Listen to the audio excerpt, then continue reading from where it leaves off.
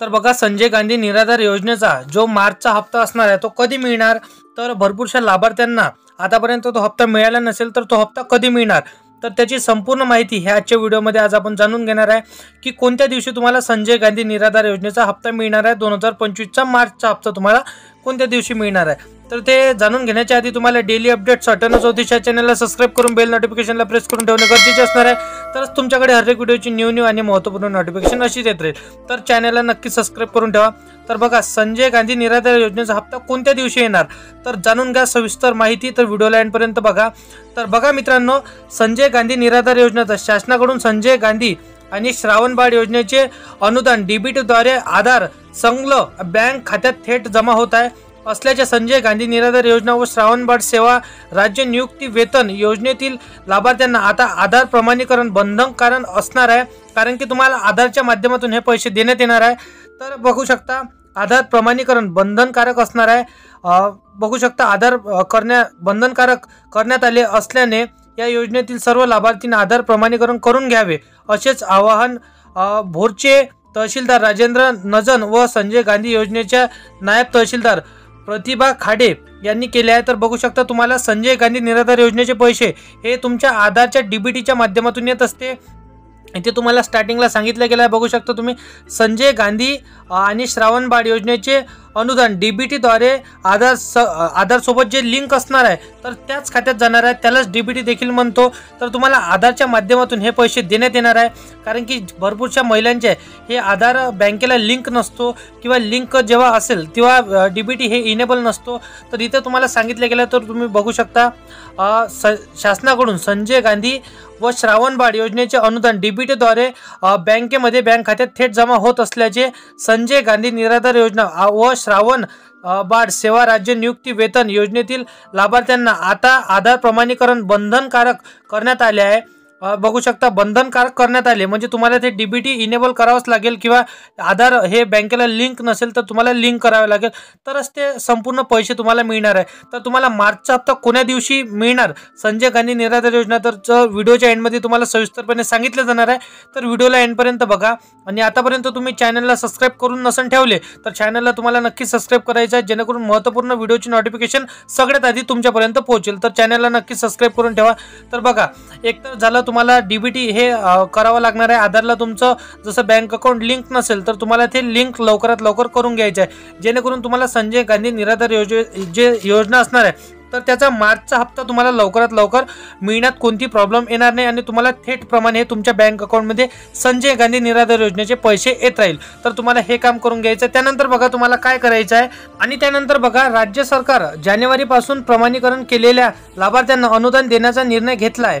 याचा फटका आधार प्रमाणीकरण नसलेल्या लाभार्थ्यांना बसला आहे। भोर तालुक्यात मार्च 2025 अखेर शासनाने पोर्टलवर 4526 लाभार्थ्यांचे आधार नोंदणी झाली असून शासनाचे पोर्टलवर आधार नोंदणी झालेल्या लाभार्थ्यांचे आधार संलग्न असलेल्या बँक खात्याला शासनाकडून मार्च अखेर डीबीटीद्वारे थेट लाभ जमा करण्यात आला आहे।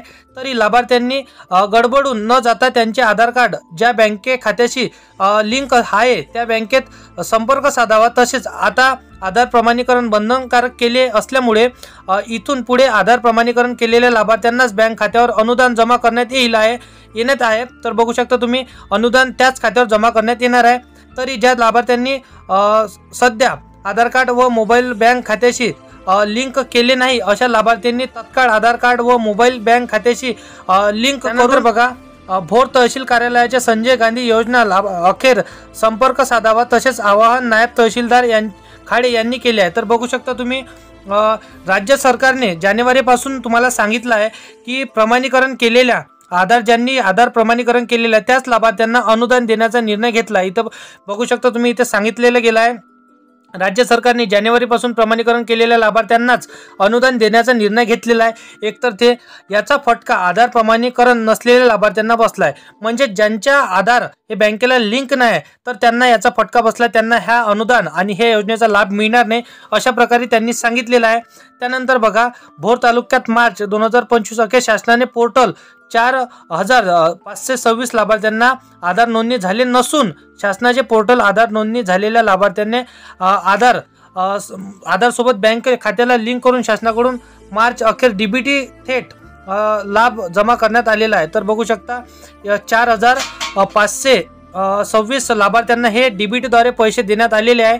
तर बघू शकता तुम्ही डीबीटीद्वारे तुम्हाला पैसे देण्यात आलेले आहे। तरी लाभार्थी गडबडून न जाता त्यांचे आधार कार्ड ज्या बँक खात्याशी लिंक आहे त्याच बँक खात्यास तुम्हाला संपर्क साधावा लागेल, त्याच बँकेत जाऊन तुम्हाला संपर्क साधायचा आहे। तसेच आता आधार प्रमाणीकरण बंधनकारक आहे, म्हणजेच तुम्ही आतापर्यंत तुमच्या बँकेला हे आधार कार्ड लिंक नसेल केले तर तुम्हाला ते लिंक करून घेणे बंधनकारक असणार आहे, तरच तुम्हाला ते पैसे येणार आहे। कारण की डिजिटल जमाना झाला आहे, आधार कार्डवर जो बँक खाते ऑटोमॅटिकली लिंक असते त्या आधारच्या माध्यमातून तुम्हाला त्या अकाउंटमध्ये पैसे जात असतो। जर का ते डीबीटी इनेबल नसेल तर तुम्हाला 1 रुपया सुद्धा येणार नाही आणि हे योजनेचा लाभ तुम्हाला मिळणार नाही। तर तुम्हाला बँकेमध्ये जाऊन डीबीटी आहे का किंवा इतर नेट कॅफेमध्ये जाऊन डीबीटी आहे का ते तुम्हाला चेक करून घ्यायचं आहे, किंवा मी डिस्क्रिप्शन मध्ये तुम्हाला लिंक दिलेली आहे की डीबीटी कसं चेक करायचं आणि आधार हे बँकेशी लिंक आहे का ते कसं चेक करायचं। तर व्हिडिओची लिंक मी तुम्हाला डिस्क्रिप्शन मध्ये दिलेली आहे, तिथून जाऊन तुम्ही चेक करू शकता घर बसल्या तुमच्या स्मार्टफोनवरून। तर बघू शकता ते झालं। त्यानंतर बघा तसेच आता आधार प्रमाणीकरण बंधनकारक केले असल्यास इथून आधार प्रमाणीकरण केलेल्या लाभार्थ्यांना बँक खात्यावर अनुदान जमा करण्यात येईल। तरी ज्या लाभार्थ्यांनी अद्याप आधार कार्ड व मोबाईल बँक खात्याशी संलग्न केले नाही अशा लाभार्थींनी तत्काळ आधार कार्ड मोबाईल नंबर आणि बँक खात्याशी ते जोडून घेणे अनिवार्य असणार आहे। तर बघू शकता इथे काय सांगितलं गेलं आहे, भोर तहसीलदार तर भोर तहसील कार्यालयाच्या संजय गांधी योजना शाखेत संपर्क साधावा असे वाहन नायब तहसीलदार खाडे यांनी केलेलं आहे।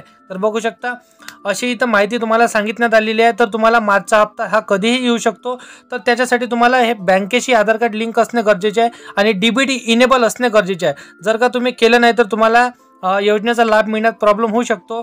तर अशा प्रकारे आजची माहिती होती मित्रांनो। तर व्हिडिओ आवडला असेल तर व्हिडिओला लाईक नक्की करा, आपल्या मित्राला मैत्रिणीला शेअर नक्की करा आणि अशाच कामाचे व्हिडिओ डेली पाहण्यासाठी डेली अपडेट 9734 चॅनलला सबस्क्राईब करून बेल नोटिफिकेशनला प्रेस करून नक्की ठेवाल, जेणेकरून तुमच्याकडे हर एक व्हिडिओची न्यू आणि महत्त्वपूर्ण नोटिफिकेशन सगळ्यात आधी पोहोचेल। तर चॅनलला नक्कीच सबस्क्राईब करून ठेवा। तर चला येऊया नेक्स्ट व्हिडिओमध्ये।